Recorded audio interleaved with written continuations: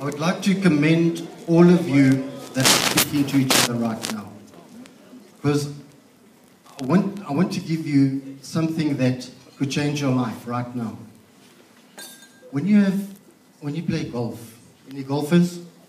My condolences, okay? So when you play golf and you've got this book, you go and you get some lessons, okay? When you're struggling with your health, you go to the doctor. If you're struggling with your relationship, a great relationship coach can make the world of difference. So when somebody comes up and says, tell your partner how much you love them and what you love about them, and you do it, you're the winners. You got out of your comfort zone and you did what was necessary to make it work, not necessarily what felt comfortable.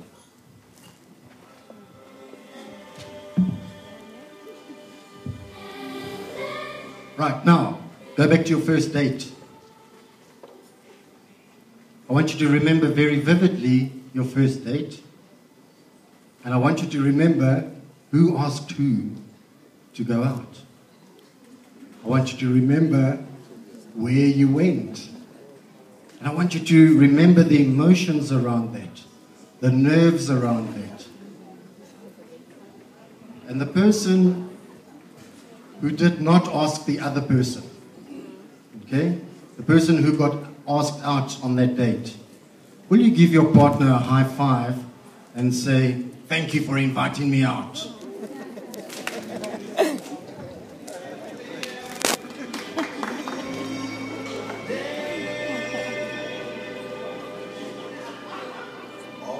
This is a great time to ask what marriage is about.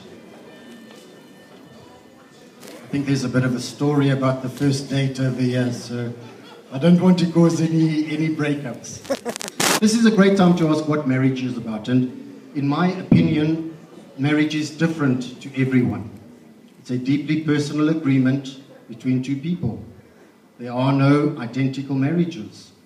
So my first strong impression to all of you today is that while positive role models are important, and yes, often it's the failures that know the pitfalls, listen intently to everyone's story, but don't try to be like any other couple on earth. You are 100% individual, and your marriage will be 100% unique. Just be beautiful you. And Felicia, I would love to honor you this evening for coming up and opening your heart and being vulnerable and showing us that marriage is tough. I met my wife many years ago, and I'd like to just briefly tell you my story. When I was a youngster, all I wanted was to find someone who loved me that I could be with. I used to say to my friends, does Jill love you? Yes. And do you love her? Yes. Wow. And I had a couple of false starts. I enjoyed them tremendously. But eventually, 26 years ago, met Jackie. We got married 21 years ago, and yes, my daughter's 18 years old. And I want you to know that I have found great fulfillment and personal development in my marriage. I met a couple the other day. I was at a wedding. In fact, it wasn't a couple, it was a single person. And I asked if she was married, and she said, no. How can you, married people, they eat chicken for dinner every night. And I said to them, yep, that's true. But I eat chicken with salad, I eat chicken with potatoes, I eat chicken and chips, I eat curry chicken. It's beautiful. It's beautiful. So I spice it up. Just because you come home to the same person every night doesn't mean they have to act in the same way. You can be different.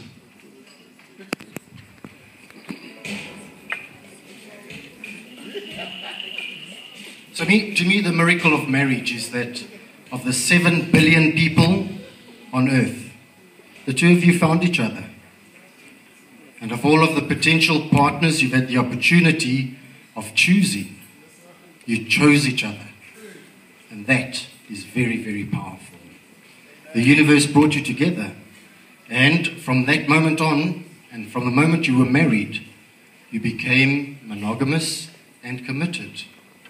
To me, marriage is very interesting. To be married, you give up certain rights, and you gain certain rights. For example, you give up your right to hold someone else's hand in the movies, right?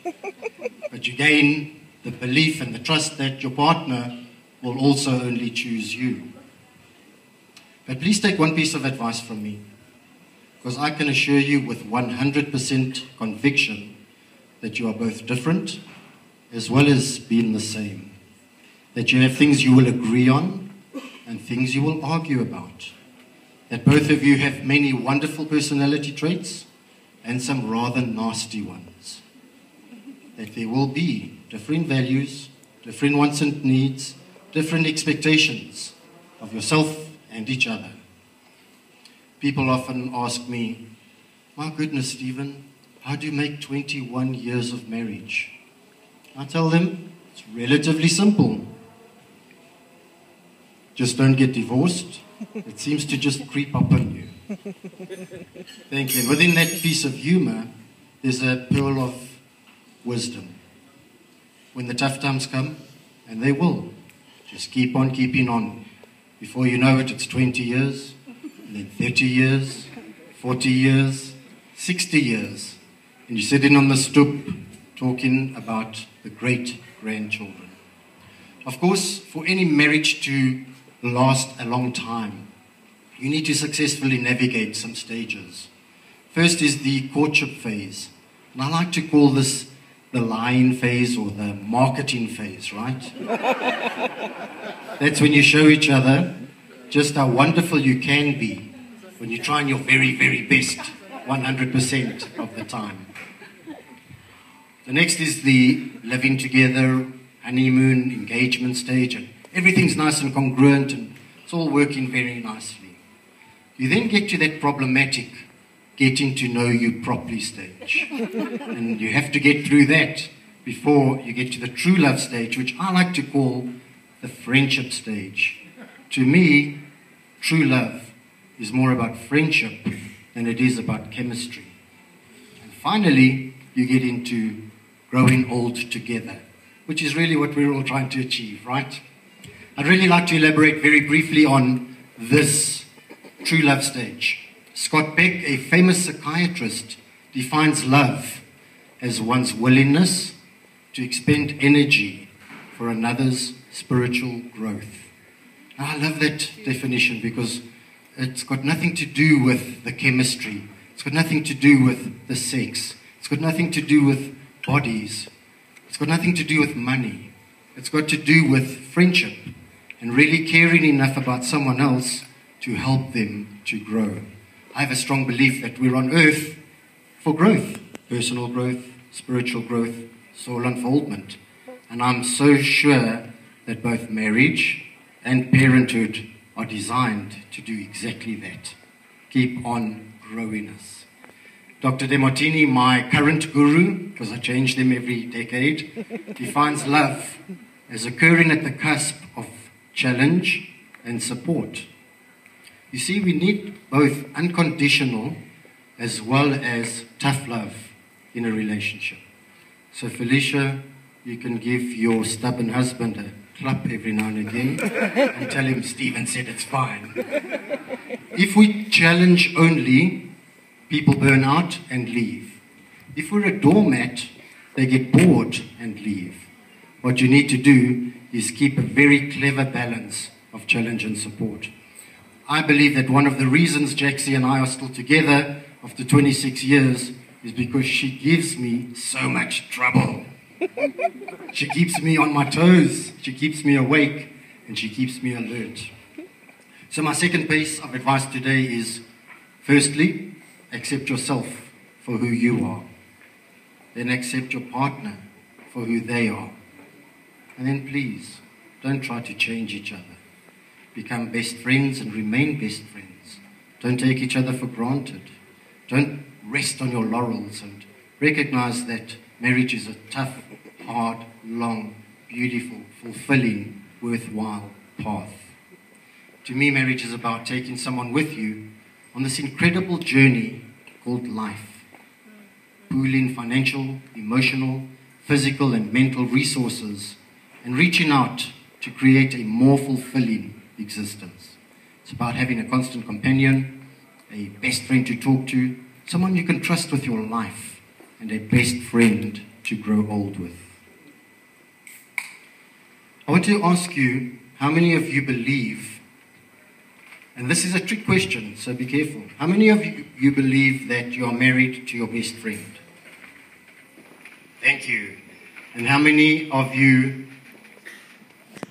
feel that you are best friends to your mate, your partner? All right, so here's my definition of friendship. Are you all sitting down? So when a friend comes to me and says, my best friend comes to me and says, Stephen, I need to talk to you. I went out the other night and I drank too much and I drove home drunk. I go, oh, Trevor, that's naughty. That's very bad, but I still love you. My other friend comes and might say, Stephen, I went out the other day and I drank too much, and even though I'm married, I kissed another girl. I say, oh, John, that's very bad, but I still love you.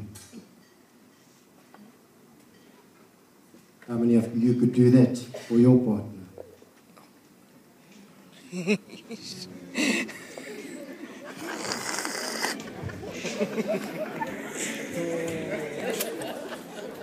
Jax, that's not a license for you to go out and kiss anyone if you don't mind.